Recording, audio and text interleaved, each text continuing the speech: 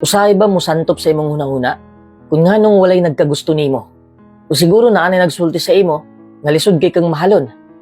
Maong gibuhat ko ni nga video, kay para mahibalaan nimo ang mga rason kung nga nung way nagka-interest nimo. Pero sa di pa ta mo abot dira, naalang ko iingon ka jud, dili ta perpekto. Ug usahay bisan pag nagpakabutan ta, o atay gihimong makapaturn off sa mga tao, di gihapon ta magustuhan. Ang punto lang nako, ayaw bag-uha imong kaugalingon para lang magustuhan ka. Bag-uha imong kaugalingon para malipay ang Dios sa imo. Number 1, independent kay ka. Kung moingon tag independent, lami kaayo paminawon. Pero mauni usa sa mga hinungdan kung nganong way muduol nimo. Kaysa sobra nimo ka independent, murag nag-send kag signal sa kadaghanan nga di nimo sila kinahanglan ug di ni magsilbi sa friendship o romantic relationship. Naman gud tay gitawag nga the law of giving and receiving. Dili mag-work ang kahimtang kung akuon nimo tanan. Kung sige ra kag panghatag, mahutdan ka.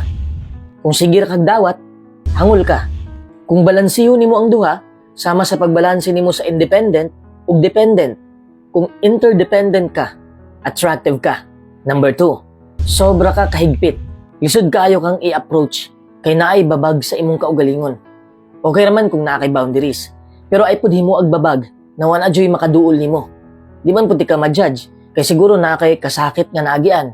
Siguro na trauma ka sa naitabo nimo sa una. Kana bang wala kay salig sa mga taong moduol nimo. Pero ang kini nga klase sa panghunahuna, dili makatabang nimo. Kay sa tinuod lang, ang sala sa usa, dili sala sa tanan. Kung naay nakasakit sa imo sa una, siya lang to. Di ka makabuo og mga higala o karelasyon kung nagtago ka sa imong tangkal, so to speak. I-try sang ila-ila ang tao, aya ka mo hukom niya. Learn to talk about your feelings para pud makabalo sila kung nganong nainana ka. Number 3, sige kag hunahuna nga wala kay kwenta. The more maghunahuna ka nga wa kay kwenta, samot nga wa kay kwenta sa pananaw sa uban. Nakulangan man gani ka sa imong kaugalingon, unsa na lang ka ang mga tao sa imong palibot. Ikaw ra ang ni-down sa imong kaugalingon. Lisod kay kang higugmaon, kay ikaw mismo, wa ka nahigugma sa imong kaugalingon. Engage in positive self-talk and practice self-care. Loving yourself is the only thing that makes sense. Number 4, abi nimo weak ang magmahal. Mao ni hinungdan nganong di ka duulon sa mga tao. Kay di man pud ka magpakita og gugma nila. Kung weak ang magmahal, sa ato pa weak ang Dios. Kay ang Dios gugma man. The truth is, you are allowed to feel things. And you are allowed to express what you are feeling. It doesn't make you weak. It only makes you human. Grabe kalami magmahal. Ay kahadlok nga i-express ang imong emosyon. Dili weak ang magmahal. Sinyalis na nga buhi ka. Number 5, bati kag batasan. Prangkahan na lang tika. Lisod kang higugmaon kung bati kag batasan. Halos tanan na lang nakita nimo na kay masulting negatibo. Di pud ka magmalipayon kung inaana ka pirme. Number 6, sige kag panghimantay. Wa jud tawo nga moduol nimo kung kini imong batasan.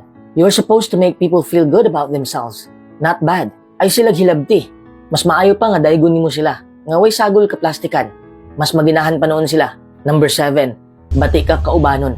Namang goy mga tawo nga lisod sabton. Kana bitong murag wa kay emosyon, indifferent kay dating ba? Negatibo kay na siya nga batasan.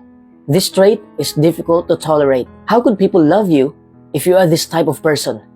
Work on this thing to become a better version of yourself. Number 8, gasalig ra ka pirmi. Di ba ingon ko ganina nga dapat interdependent ta. Balanse lang ba?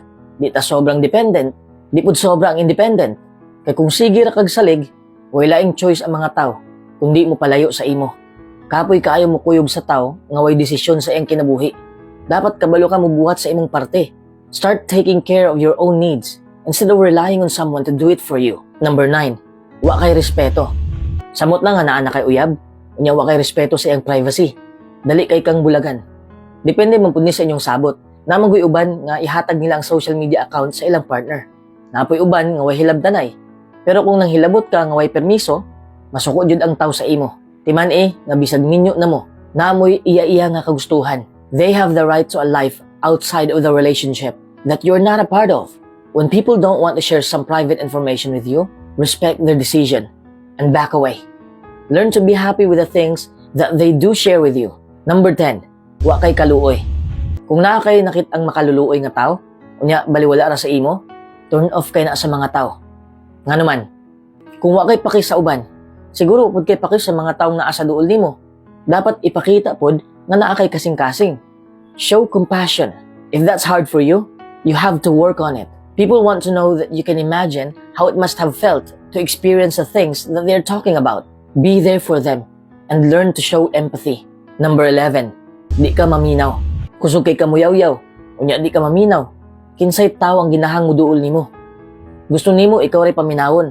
Kung naay makigtabi nimo, di ka mohatag sa imong atensyon. People generally don't like to feel unheard. Your point of view might contribute to the conversation, but you should care more about the point of view of the person you are talking to than your own. Work on your communication skills and listening skills. Gamita ang duha nimo kadalunggan. Number 12, judgmental ka. Lisod kay kang mahalon kung judgmental kay ka. Why tao ang gustong ma-judge? People are allowed to be different from you, and it doesn't make them worse than you. Try not to judge anyone because you don't know what it's like to be them. Things are not always what they seem. Nganong mang judgment ka kung wa pa nimo siya mailhi? You would need to really get to know someone to be able to conclude what kind of person they are. Dili pwede nga mang judge ka tungod kay nakita nimo ilang sinuotan, ilang hairstyle, ilang tattoo. Kay di man dira ang sukdanan sa pagkatao, naaman sa iyang kasing-kasing. Number 13, di ka mudawat sa imong sayop. Lisod kay kang mahalon kung permira ikaw ang sakto. Nya di ka kabalo mag-sorry. Kung saan nimo pagkaplag og mga higala o karelasyon kung inaana ka.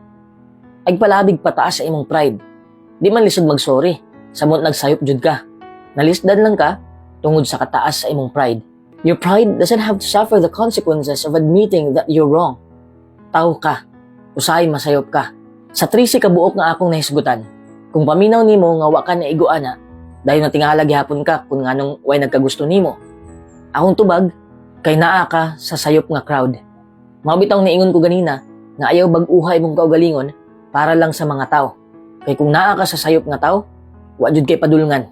Some people will find it hard to love you because they are the problem, not you. Kung gibuhat na nimo ang tanan, unya wa na suklian nimong gugma, ikaw nalay palayo.